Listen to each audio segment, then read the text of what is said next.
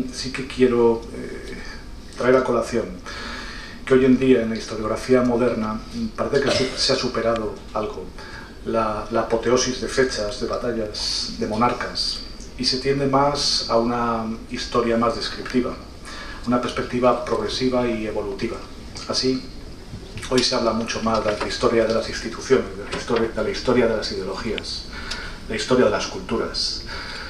Por tanto, desde ese punto de vista, así como nadie se atrevería a negar el carácter de monumento histórico que puede tener el Teatro Romano del Sagunto, que puede tener la Lonja de Valencia, o que puede tener el Palacio Ducal de Gandía, por centrarnos en nuestra demarcación, tampoco nadie hoy en día negaría el carácter monumental que este hospital tiene.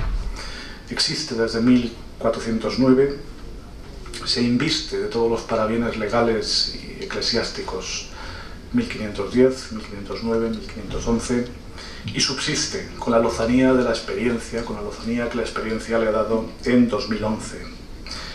El hoy Hospital General Universitario de Valencia, dependiente de la Diputación Provincial, ha visto todas las épocas desde la Baja Edad Media, ha pasado por pestes, ha pasado por luchas de banderías, por conflictos civiles, por invasiones, por incendios, por guerras.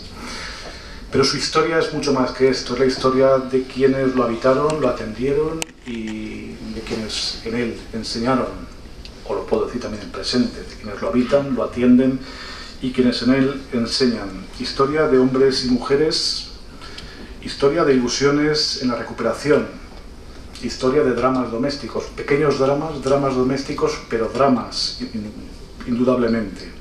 Es una historia de la vida. Su futuro es el futuro de las personas que lo hacen posible a diario, ni más ni menos. Todos y cada una de las personas que contribuyen a que esta institución funcione es sin duda el futuro, o constituyen el futuro, el capital humano y el capital de ilusión de la institución.